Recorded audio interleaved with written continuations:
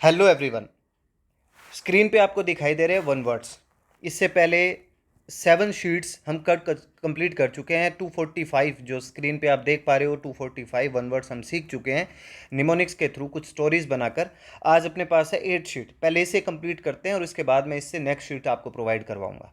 पहले 8 शीट के बारे में बात करते हैं कि इसमें कौन कौन से वन वर्ड हैं। ये यहाँ पे 280 तक हैं, भी इसमें कौन कौन से वन वर्ड हैं जो आपके लिए एग्जाम के पॉइंट ऑफ व्यू से काफ़ी इंपॉर्टेंट बनते हैं, तो उनके बारे में भी बात करूंगा मैं।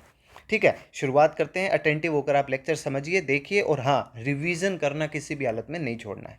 तो जो सबसे पहला वन वर्ड अपने सामने है वो है that can not be changed और रिवर्स्ड। इसका मतलब होता है इरिवोकेबल, अटल।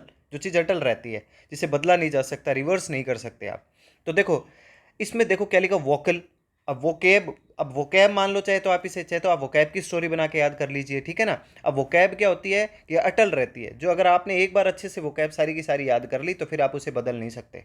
ठीक है, आपके दिमाग में वो परमानेंट फिट हो जाती है। या तो ऐसे याद कर लीजिए या फिर यूं याद कर लो, रीवॉक करना। रीवॉक का मतलब दोबारा से देखो, इर का मतलब ही नेगेटिव होता है, ठीक है ना। तो रीवॉक का मतलब आप उसे वापस से नहीं उठा सकते, वापस से उसे नहीं बोल सकते। वो चीज़ क्या अटल है, स्थायी है, परमानेंट है, सर्टेन है, निश्चित है। हुआ याद? ऐसे आपने याद रखने की कोशिश करनी है जिसे आप बदल नहीं सकते। जो सर्टेन है, निश्चित है, स्थायी है, उसे आप अब अटल, अटल का मतलब आप उसे हटा नहीं सकते वहां से, इरिवोकेबल। अगला dead body of a person और dead body of an animal. ठीक है, अब देखो 247 और 248 दोनों के दोनों आपको कंफ्यूजन में लाने के लिए, ठीक है, कंफ्यूज कर सकते हैं आपको। मान लो कल को आपको क्लोज टेस्ट का किसी कोई एग्जाम को दे रहे हो और क्लोज टेस्ट आपके सामने आ जाए, तो वहां पे दोनों ऑप्शन आपके सामने आ सकते हैं। तो ध्यान रखना है कि किसी body, dead body of a person, किसी व्यक्ति की अगर डेड बॉडी होती है तो कॉप्स, और dead body of an animal, किसी जानवर की होती है तो उसे होती है कारकैस। अब याद करने का तरीका बड़ा ही सिंपल सा है, बहुत ही बेसिक सी स्टोरी बन जाएगी इसकी।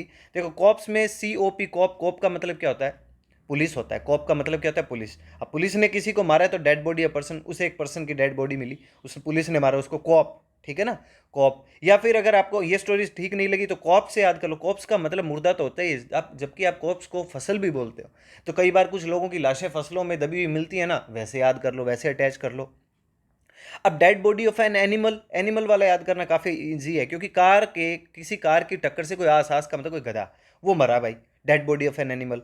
ठीक है ना। कार के केस में ऐसा ज्यादातर सुनने को मिलता है कि कार किसी पशु से टकराई, गाय से टकराई, ठीक है ना। तो वहां पे वो जो पशु होता है उसका क्या हो जाता है, उसका शव मिलता है आपको वहां पे। तो dead body of an animal ऐसे याद कर लो। तो इसको तो कार केस को तो कार और आज से याद, आज का मतलब गधा होता है, चाहे ऐसे रिलेट करके कर लो, या कार के केस में ऐसी दुर्घटनाएं आपको ज़्यादा सुनने को मिलती है कि वहाँ पे पशु मारा गया, चाहे ऐसे याद कर लो। और कॉप्स मैंने आपको बता दिया, कॉप से याद कर लो। ये एग्जाम के पॉइंट ऑफ व्यू से मैं सिर्फ इंपॉर्टेंट मुझे कहाँ लगते हैं कि आपको कोई क्लोज टेस्ट में देखने को मिल सकते हैं, वहाँ ध्यान रखना है इन दोनों का। नेक्स्ट देखो, man whose wife has dead. Widower है, आजकल तो एग्जाम में नहीं दिखता इतना, ये काफ़ी पुराना हो चुका है। विडोवर विदुर को बोलते हैं, जिसकी वाइफ मर जाती है, हु इज़ विडोवर, जो विडोवर है अब। ठीक है ना। सारे दिन विडो, विडो का मतलब आप विंडो मान लो कि खिड़की से बाहर झांकते रहता है, क्योंकि वाइफ मर गई, अब क्या करे घर पे बैठा, बाहर दुनिया को देखता रहता है क्या चल रहा है क्या नहीं चल रहा है। ऐसे याद कर लो, पेपर में नहीं आएगा मुझे नहीं लगता। ये पेपर के लिए 250 पेपर के पॉइंट ऑफ व्यू से काफ़ी इंपॉर्टेंट है। An older unmarried woman. देखो कि ऐसी औरत जिसकी शादी नहीं हुई लेकिन ओल्डर भी है, वो ओल्डर का मतलब उसकी उम्र भी अच्छी खासी हो गई है, मतलब 35+ या 40 इसके आसपास जा रही है, उम्र बढ़ती चली जा रही है और शादी नहीं हो रही, उसे बोलते हैं आप स्पिंस्टर। स्पिंस्टर का मतलब अविवाहित स्त्री, लेकिन ओल्डर अनमैरिड वुमेन है। ठीक है। अब देखो आपको इसे याद कैसे करना है कि काफ़ी स्पिन चल रही है उसकी शादी की बातें। स्पिन का मतलब स्पिन बॉलिंग होती है ना क्रिकेट में, कि काफ़ी स्पिन बॉलिंग होती है। स्पिन का मतलब धीरे धीरे, तो काफ़ी धीरे धीरे शादी की बात चल रही है, ठीक है ना। स्पिन भी आपकी कोई सिस्टर ऐसे अटैच कर लो, सिस्टर है लेकिन स्पिन, उसकी बातें जो है काफ़ी धीरे चल रही हैं, भी रिश्ते की बातें जल्दी हो नहीं पा रही, उनकी उम्र बढ़ती चली जा रही है, ऐसे अटैच करके याद कर लो। A group of trees planted close together. Grove को बोलते हैं कि कुंज, कुंज का मतलब पेड़ों का एक ग्रुप है जो नज़दीक नज़दीक, आपने एक पेड़ उगाया उसके धीरे धीरे आसपास कई सारे पेड़ उगे। जंगल को नहीं कहेंगे आप, फॉरेस्ट नहीं होता ये, ठीक है ना, ध्यान रखना। ग्रुप का मतलब कहते हैं कुंज, एक ऐसा इलाका बन गया जहाँ पे कई सारे पेड़ हैं, ठीक है ना, ग्रुप बन गया उनका। तो group of trees planted close together, ठीक है ना, ग्रोव। अब देखो ग्रोव को मतलब आप है ना ग्रो से याद कर लो, GROW। ग्रो का मतलब होता है बढ़ना। आपने एक पेड़ को ग्रो किया, फिर वहां पे ग्रोव बन गया। ग्रोव का मतलब ऐसे वहां पे कई सारे पेड़ और बन गए, ठीक है ना, तो वो एक कुंज बन जाता है वहां पे पेड़ों का, ऐसे अटैच करके याद कर लो। नेक्स्ट है 252, a place where leather is made by treating animal skin with chemicals.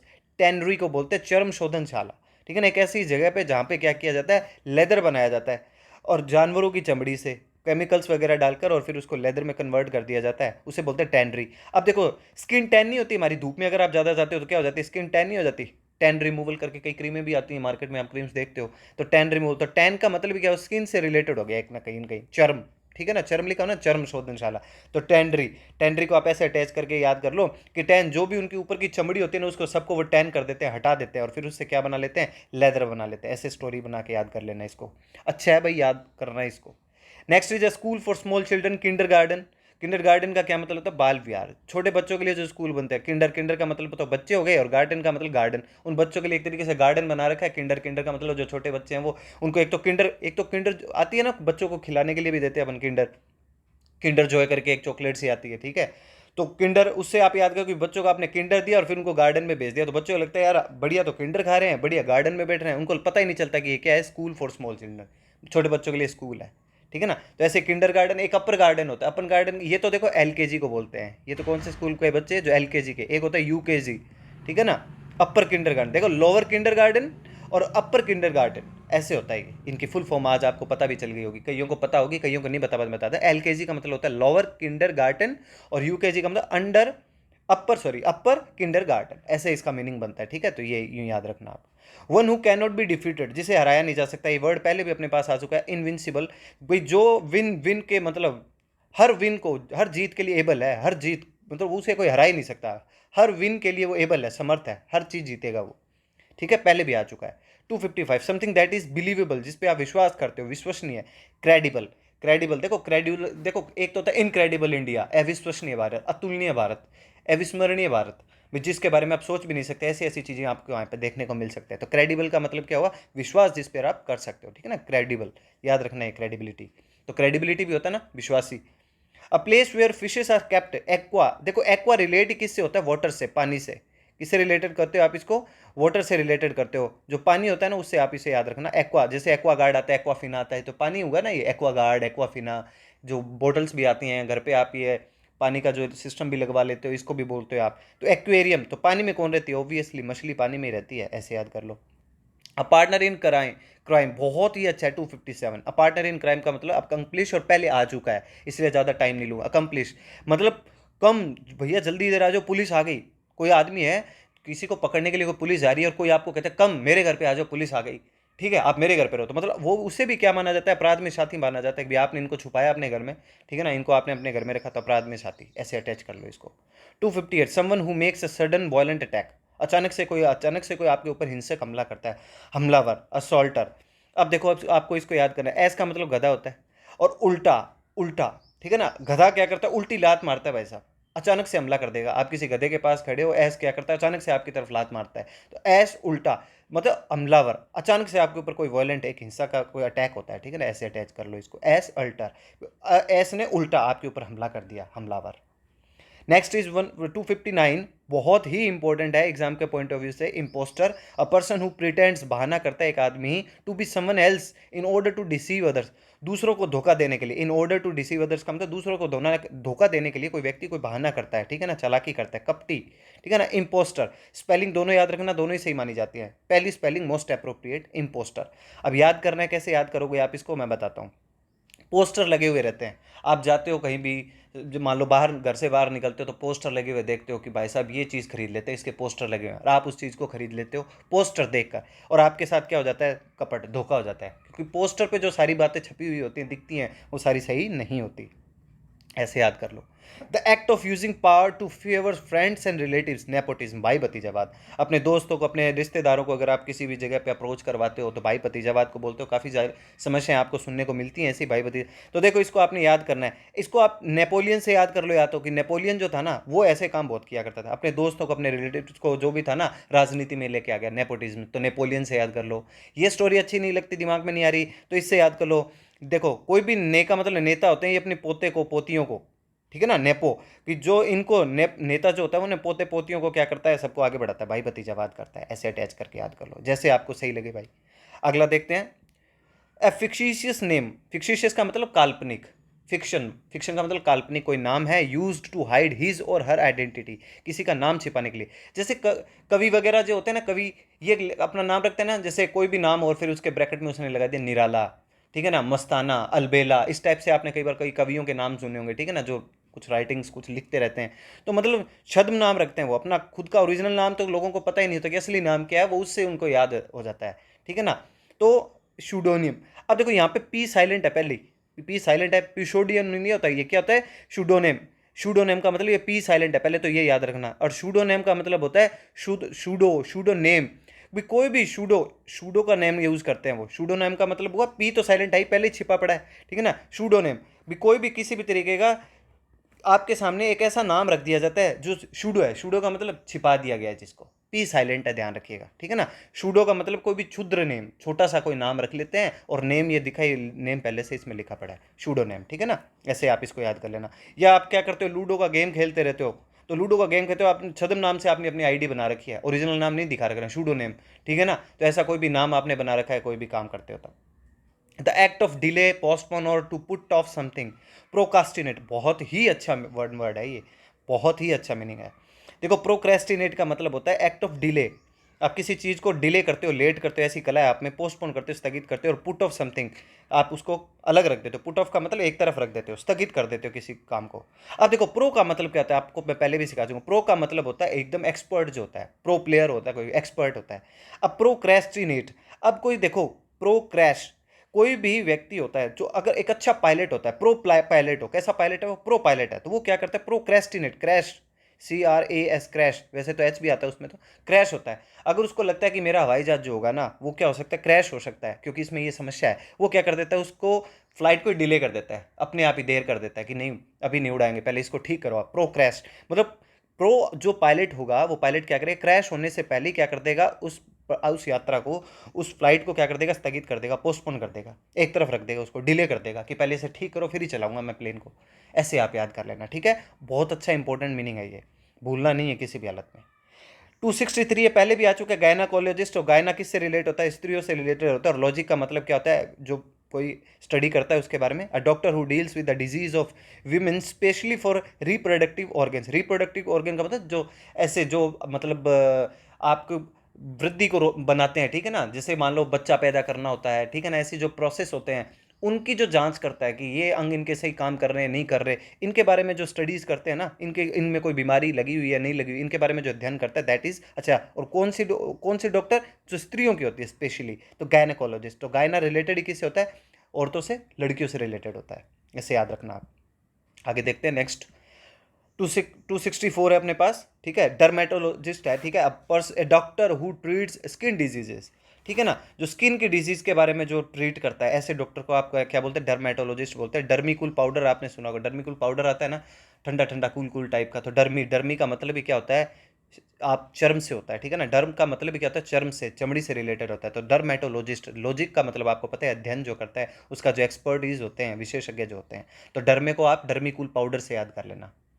Wide spread infectious disease in a place at a particular time. तीन याद करते हैं अपन यहाँ पे, 265, 66, 67, तीनों के तीनों ध्यान देना आप। एक तो है एंडेमिक, एक होता है पेंडेमिक, और एक होता है epidemic. Wide spread infectious disease in place at a particular time, एक निश्चित कोई समय पर एक कोई बीमारी होती है जो एक वाइड स्प्रेड, काफ़ी क्षेत्र में फैल जाती है। वाइड स्प्रेड का मतलब होता है काफ़ी क्षेत्र में फैल जाती है कोई ऐसी बीमारी, जो इन्फेक्शियस का मतलब संक्रामक होती है, एक से दूसरे में, दूसरे से तीसरे में, एक पर्टिकुलर खूब सारे एरिया को कवर कर लेती है, दैट इज एपिडेमिक, महामारी। लेकिन एक ऐसी कोई बीमारी और या फिर ऐसी कोई स्थिति आ जाए जो regularly found among a particular group और इन अ पर्टिकुलर एरिया, किसी एक पर्टिकुलर एरिया तक अगर कोई सीमित हो जाती है बीमारी, दैट इज एंडेमिक, ठीक है ना। एंडेमिक का तो मतलब होता है एक ही जगह पर आके वो एंड हो जाएगी, स्थानिक, स्थानिक या क्षेत्र विशेष, किसी एक क्षेत्र पर रहती है फिर उसके बाद एंड हो जाती है, वो उससे आगे नहीं बढ़ती, एंडेमिक। लेकिन एपिडेमिक, एपिडेमिक का मतलब क्या होता है, आगे बढ़ते चली जाएगी, एक पूरे एरिया को कवर कर लेगी वो, ठीक है। और ये देखो कोरोना के बारे में बात हो रही है, पेंडेमिक, कोरोना क्या, पेंडेमिक है, वैश्विक बीमारी है, सर्वव्यापी बीमारी है, वैश्विक का मतलब पूरे विश्व में फैल जाए। व्हेन एन एपिडेमिक स्प्रेड्स, अब एपिडेमिक का मतलब कोई ऐसी महामारी जो स्प्रेड्स हो जाती है इन मैनी कंट्रीज, कई सारे देशों में, और ऑल ओवर द वर्ल्ड, पूरे संसार भर में फैल जाती है। तो याद रखना कोरोना की जो बीमारी है वो एपिडेमिक है या पेंडेमिक है, ऑब्वियसली पेंडेमिक है, दुनिया भर में फैल गई है। तो एपिडेमिक का तो मतलब हुआ एक क्षेत्र विशेष में फैल जाती है, ठीक है ना, एक पूरे क्षेत्र को कवर कर लेती है। मान लो अगर आप ये बोल दो कि पूरे भारतवर्ष में कोई बीमारी फैल गई तो वो क्या होगी, एपिडेमिक। ठीक है। लेकिन किसी एक जगह पर, विशेष किसी जगह पे, मान लो किसी कोई ऐसी जगह है जहाँ पर मान लो ढंग से खाना पीना नहीं हो पाता लोगों का, उस पर्टिकुलर जगह पे, या कोई वहाँ पे पानी के अंदर कोई प्रॉब्लम हो गई, वहाँ पे अगर वो बीमारी फैल जाती है तो उसे आप एंडेमिक बोलते हो, और पूरी दुनिया भर में अगर वो बीमारी फैलती चली जा रही है, संक्रामक बीमारी बन रही है, तो वो सर्वव्यापी महामारी होगी, पैंडेमिक होगी। अगला देख लेते हैं अपन, तीनों याद रखिएगा ये आप, है ना। 268 है, an arrangement between two countries for suspension of war, युद्ध को सस्पेंड करने के लिए, रोकने के लिए एग्रीमेंट हो जाता है, कोई समझौता हो जाता है दो कंट्रीज के बीच में। आर्म्स स्टिक, आर्म का मतलब क्या होता है, आर्म्स आप ये मान के चलो, देखो एक तो आर्म भुजा होता है और एक आर्म्स, क्या मतलब होता है, आर्म्स का मतलब होता है हथियार। हथियारों के ऊपर स्टिक, स्टिक का मतलब छड़ी लगा दी, रोक दो भाई इनको, एक बार युद्ध मत करो आप, युद्ध विराम, आर्म स्टिक। पाकिस्तान और भारत के बीच में युद्ध विराम की कई बार स्थिति बनती रहती है ना, दैट इज आर्म स्टिक। भी आप क्या करो, बुझाए जो है ना उनको, बाजू उनको स्टिक कर लो, भी आपको हथियार नहीं उठाने अभी, ठीक है, ऐसे याद कर लो।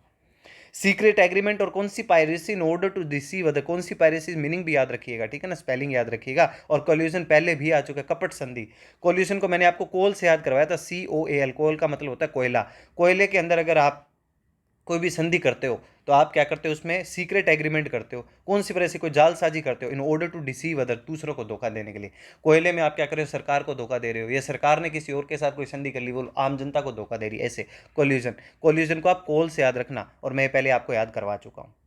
अ love free from physical desire, physical desire कुछ भी नहीं है, इससे पार जा चुका है कोई प्यार, तो दैट इज प्लेटोनिक। प्लेटोनिक का मतलब पवित्र प्रेम, तो इसे प्लेटो से याद कर लो, ठीक है। आप किसी प्लेटो, एक तो प्लेटो आपको पता भी होगा, प्लेटो बहुत एक महान विद्वान थे, ठीक है ना, उससे अटैच कर सकते हो, अरस्तु वगैरह जो थे उनसे। और अगर ऐसे याद नहीं होता तो आप ऐसे याद कर सकते हो कि आप ऐसे प्लेनेट पे लेके जाओगे, ठीक है ना, एक ऐसे प्लेनेट पे आपका प्यार पहुंच चुका है कि आप फिजिकल डिजायर से परे परे जा चुके हो। प्लेनेट ही मतलब आप अलग ही दुनिया में जी रहे हो, प्लेटेट। तो प्लेटोनिक से याद कर लो, ठीक है।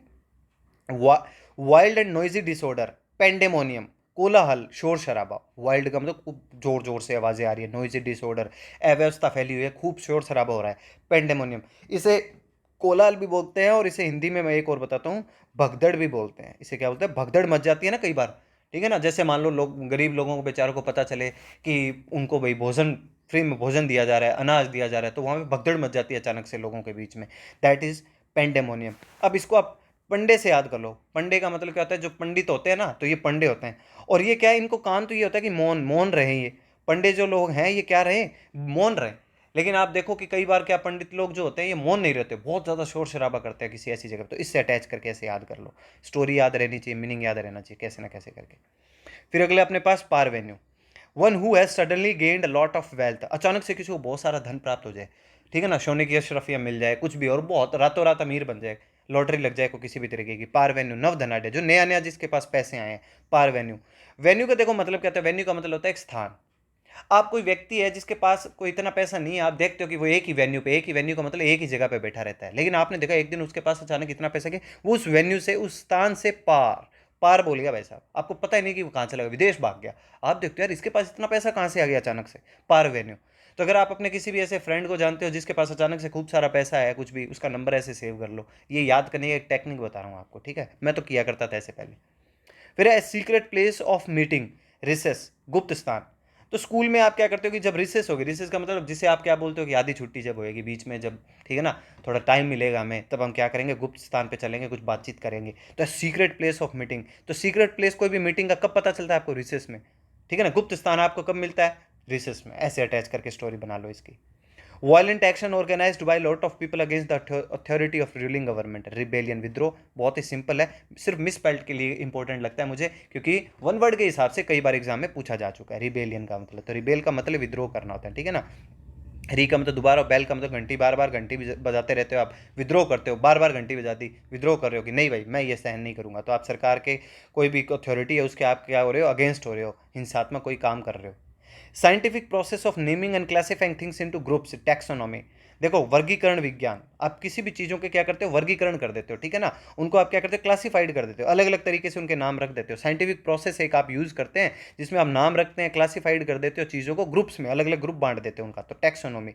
तो आप कोई टैक्स भी देते हो, तो टैक्स देते हो तो आप क्या करते हो, अलग अलग तरीके से बांट लेते हो कि इस चीज़ का मुझे इतना टैक्स देना पड़ेगा, 2 लाख तक की अगर आपकी कमाई है तो इतना टैक्स दोगे, 2 से ऊपर की 10 लाख तक है तो इतना टैक्स दोगे। तो ऐसे आप क्या कर लेते हैं, ग्रुप बना लेते हैं कि मेरा यहाँ पे मुझे इतना टैक्स देना पड़ेगा, ये मेरे इस बिजनेस का मुझे इतना टैक्स देना पड़ेगा, तो वर्गीकरण कर लेते हो, ऐसे अटैच करके याद कर लो, ठीक है। अगला देखो, the act of cleaning and filling the skin of dead animals with special material to make a life like effect है। टैक्सीडर्मी, देखो टैक्सीडर्मी, डर्म आ रहा है तो डर्मेटोलॉजिस्ट तो था ही आपके पास, पहले आया ही था, ठीक है ना। तो टैक्सीडर्मी का मतलब क्या, चमड़ी से रिलेटेड हुआ है। तो टैक्सीडर्मी का मतलब कोई एक एक्ट ऑफ क्लीनिंग, हिंदी अर्थ याद रखिएगा, the act of cleaning and filling the skin of dead animals. जो जानवर जो मर जाते हैं ना, उनकी आप स्किन को भर देते हो, साफ ऐसे कर देते हो, किसी को स्पेशल मटेरियल उसमें डाल देते हो to make a life like effect. मतलब लगता है ऐसे जैसे जिंदा ही है, लेकिन उन्हें आप लंबे समय तक जीवित रखने के लिए उसमें कुछ ऐसी कोई केमिकल्स वगैरह यूज करते हो, चर्म प्रसाधन वगैरह। तो टैक्स आप क्या करते हो, चमड़ी के ऊपर टैक्स पे कर रहे हो कि आप उनको जिंदा रख रहे हो, उसके अंदर जो आप मटेरियल डाल रहे हो तो टैक्स भर रहे हो आप एक तरीके से भी। आपने जानवरों को भी जिंदा रखा हुआ है और टैक्स भर रहे हो आप उनका कि वैसा मरने नहीं देंगे, हम टैक्स पे करते रहेंगे। इनके डर्मेटोलॉजिस्ट मतलब डॉक्टर बुला लेंगे, इनके पास स्किन का जो भी पैसा लगेगा हम देते रहेंगे, ऐसे अटैच कर लो, चरम प्रसाधन। A drink considered divine used by God, nectar, अमृत को बोलते हैं। आपकी नेक, नेक का मतलब हुआ गर्दन, और आपकी गर्दन तर कब होगी, गर्दन कब तर होती है, जब आपको अमृत पिला दिया जाता है। कुछ भी पिला दो आपको, लेकिन आपकी गर्दन तर कब होती है, जब आपको पता चले कि यार गर्दन तर हो जाए, मेरी गर्दन कैसे भी करके गीली हो। तो जैसे फुल प्यास आपको लगी हो तो आपको कोई पानी दे देता है, आप कहते हो अमृत है भाई, ठीक है ना। आपको किसी ने नींबू पानी, शिकंजी, सोडा, ऐसा इस तरीके कोई चीज़ देती जब आपको फुल प्यास लगी थी, आप कहते हो ये तो अमृत के समान है। नेक, नेक का मतलब मेरी गर्दन जो है वो तर हो गई, पूरी की पूरी तर हो गई, नेक्टर, ठीक है ना। नेक को तर से ऐसे अटैच करके याद कर लो। Bold and brave behaviour, heroic, hero काम ही क्या करता है, वीरतापूर्ण काम करता है, कुछ नहीं है ऐसा इंपॉर्टेंट इसमें। पैसिफिस्ट है समवन हु अपोज वॉर, जो युद्ध के अपोज में रहता है, शांति चाहिए जिसको, पैसिफिस्ट है। पैसिफिक, पैसिफिक ओशियन किसे कहते हैं, प्रशांत महासागर को। पैसिफिक ओशियन है प्रशांत महासागर हो, तो पैसिफिक, पैसिफिक में नाम में प्रशांत, शांत है, शांति पहले ही है, तो मतलब जो शांतिवादी है, ऐसे अटैच कर लो इसको। नेक्स्ट अपना make something out of shape, ठीक है ना। कोई चीज़ है जिसको आप क्या करते हो, विकृत करते हो, शेप ही बिगाड़ देते हो उसकी। डिस्टोर्ट, मतलब आपने क्या किया, उसकी जो डिश थी ना, उस डिश को टॉर्ट, यहाँ लिखता हूँ ये DISTORT, उसकी जो डिश थी, कमर जो थी, आप होता है ना कई बार आपने सुना कि डिस्क की प्रॉब्लम आ गई, कमर दर्द होने लग गया उसके, तो डिस्टॉर्ट, विकृत हो गया वो। टॉर्ट का मतलब TORT, टॉर्ट का मतलब तोड़ दी, आपने किसी की डिस्क कमर ही तोड़ दी, तो अब वो क्या हो गया, विकृत हो गया, ठीक है ना। आउट ऑफ शेप, शेप बिगड़ गई उसके शरीर की, खड़ा होकर बिल्कुल सीधा होकर नहीं चल सकता वो, ऐसे अटैच करके याद कर लो। तो आई होप आपको समझ में आया होगा। इससे अब देखो 281 वर्ड्स अपने हो गए हैं, ठीक है ना। इससे आगे की शीट में आपके साथ शेयर करूंगा, उनके बारे में बात करूंगा, लेकिन उससे पहले जो ऊपर जितने भी 1 वर्ड आप पढ़ के आए ना, इन सबको रिकॉल करो भाई। रिवीजन नहीं कर रहे हो, अगर आप एक्टिव नहीं हो इनको याद करने में, तो चाहे कितनी स्टोरी बना लो आपको याद नहीं होगा। तो आई होप आपको समझ में आ रहा होगा और आप समझते चले जा रहे हैं। ऑल डिपेंड्स ऑन यू, आप पर बहुत कुछ निर्भर करता है, अगर आप अच्छे से इनको रिवीजन में लेके आओगे तो। कोई प्रॉब्लम है, डाउट है, मुझसे पूछो, मैं सोल्व करूंगा आपकी समस्या, ठीक है। Thank you, take care, bye bye.